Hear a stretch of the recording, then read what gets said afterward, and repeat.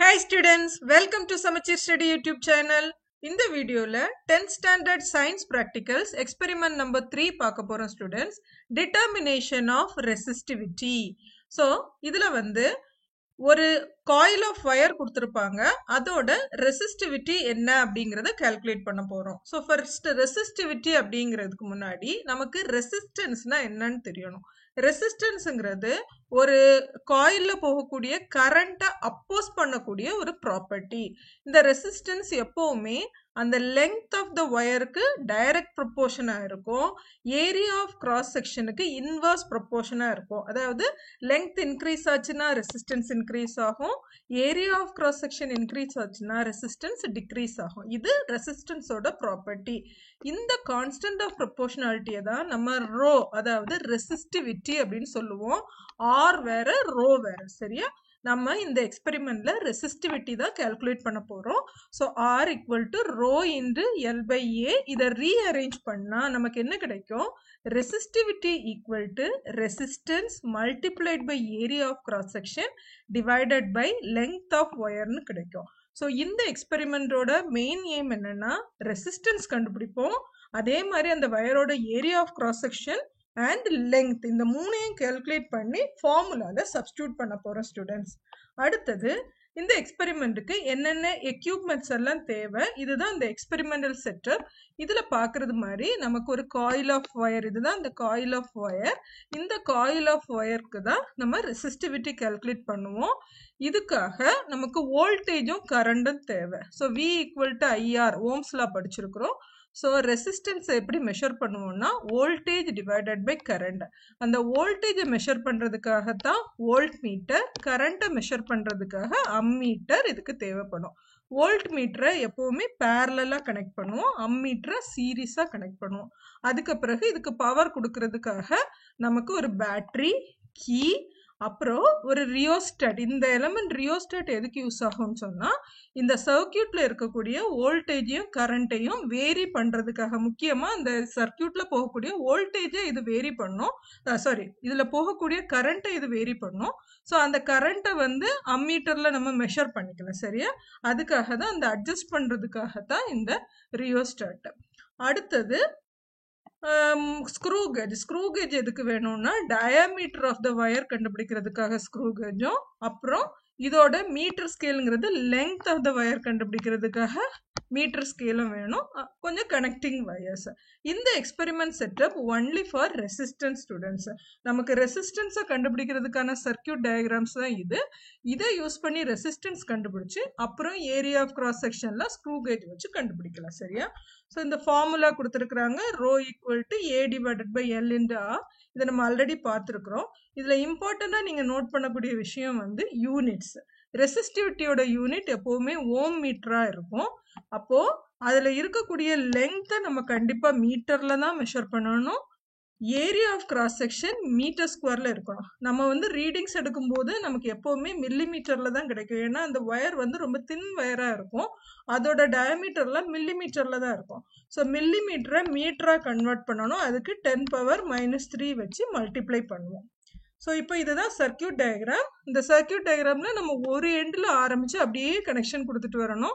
இப்போ இதில் பார்த்தீங்கன்னா பேட்டரியோட ப்ளஸ் எடுத்து அம்மீட்டரோட ப்ளஸ் கொடுத்துட்டு அப்புறம் அம்மீட்டரோட மைனஸ்ல இருந்து எடுத்து நம்ம ரெசிஸ்டன்ஸோட ஒரு எண்டுக்கு கொடுப்போம். ரெசிஸ்டன்ஸோட இன்னொரு எண்டு வந்து ரியோஸ்டாட்டுக்கு வரும். ரியோஸ்டாட்டோட ஒரு எண்டு கீயோட ஒரு எண்டு வந்து மைனஸ் ஆஃப் த பேட்டரி. இதை மாதிரி நீங்கள் கனெக்ஷன் சீரீஸாக கொடுத்துக்கலாம். இதில் வோல்ட் மீட்டர் மட்டும்தான் அந்த ரெசிஸ்டன்ஸுக்கு அக்ராஸ், அதாவது பேரலாக கனெக்ட் பண்ணியிருப்போம். வேற எல்லாமே சீரீஸ் கனெக்ஷன்ல தான் இருக்கும். ஸோ இந்த எக்ஸ்பெரிமெண்ட் எப்படி பண்ணணும்னு சொன்னால் நம்ம 3 செட் ஆஃப் ரீடிங்ஸ் எடுக்க போகிறோம். அந்த 3 செட் ஆஃப் ரீடிங்ஸ்லையும் கரண்ட் வேல்யூவை கான்ஸ்டண்டா வைப்போம். ஓகே, அப்போ கரண்ட்டை கான்ஸ்டண்டா வைக்கணும்னா ஸ்டெப் 1 என்னன்னா எல்லாத்தையும் கனெக்ட் பண்ணிக்கிட்டு நீங்க கீயை க்ளோஸ் பண்ணணும். இப்போ நீங்க பேட்டரியில வந்து வோல்டேஜ் அட்ஜஸ்ட் பண்ண முடியும், அதுல வந்து அட்ஜஸ்ட் பண்ணிக்கிட்டு கீயை க்ளோஸ் பண்ணீங்கன்னா சர்க்கியூட் க்ளோஸ் ஆயிரும். அப்படி சர்க்கியூட் க்ளோஸ் ஆனதுக்கு பிறகு அட்ஜஸ்ட் த ரியோஸ்டாட். அட்ஜஸ்ட் த ரியோஸ்டாட் எதுக்கு? அம்மீட்டரோட வேல்யூவை ஒரு ஃபிக்ஸட் வேல்யூல, அதாவது கரண்ட்டை ஒரு ஃபிக்ஸட் வேல்யூல வைக்க போறோம். நம்ம 3 ரீடிங் தான் எடுப்போம். ஃபர்ஸ்ட் டைம் கரண்ட்டை 0.5 ஆம்பியரில் செட் பண்ணுவோம். செகண்ட் டைம் ரியோஸ்டேட்டை வேரி பண்ணி 1 ஆம்பியர்லையும், தேர்ட் டைம் ரியோஸ்டேட்டை வேரி பண்ணி 1.5 ஆம்பியரில் செட் பண்ணுவோம். ஸோ 3 தடவை ரீடிங்ஸ் எடுக்க போகிறோம்.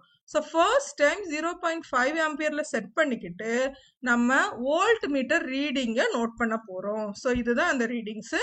அம்மீட்டரில் வந்து 0.5 இது நம்ம ஃபிக்ஸ் பண்ணது, இது வந்து கிடைச்சிருக்கிற வோல்ட் மீட்டர் ரீடிங். அப்போ அம்மீட்டரும் வோல்ட் மீட்டர் ரீடிங்கை ஜஸ்ட் நோட் பண்றது மட்டும்தான் இந்த ரெசிஸ்டன்ஸை கால்குலேட் பண்றதுக்கான அப்சர்வேஷன் ஸ்டூடெண்ட். அப்போ 3 கரண்ட் செட்டிங் தான் ரியோஸ்டேட்டை வேரி பண்ணி வோல்ட் மீட்டரை நீங்க நோட் பண்ணி எழுதுறீங்க. இதை கண்டுபிடிச்சதுக்கு அப்புறம் கால்குலேஷன் ரெசிஸ்டன்ஸ்ங்கிறது வோல்டேஜ் பை கரண்ட். வந்திருக்கிற ரீடிங்க V divided by 0.4 divided by 0.5 equal to 0.8. இதே மாதிரி கால்குலேட் பண்ணி இந்த 3 ரீடிங்க்கும் ஆவரேஜ் எடுத்தீங்கன்னா கிடைக்கக்கூடியது தான் ரெசிஸ்டன்ஸ். ஸோ நமக்கு இந்த இதில் ரெசிஸ்டன்ஸோட வேல்யூ 0.82 ஓம்ஸ் கிடைச்சிருக்குது. ஓகே, ஸோ ஆல்ரெடி நான் சொன்ன மாதிரி ரெசிஸ்டன்ஸ் கால்குலேட் பண்ணியாச்சு. அடுத்தது வேண்டியது நமக்கு டயாமீட்டர், அதாவது ஏரியா ஆஃப் கிராஸ் செக்ஷன் வேணும் student. So area of cross செக்ஷனோட ஃபார்முலா பை ஆர் ஸ்கொயர். எதனால பை ஆர் ஸ்கொயர்? நீங்க இந்த வயரை வந்து கட் பண்ணீங்கன்னா கிராஸ் செக்ஷன் வந்து ரவுண்டா இருக்கும், சரியா?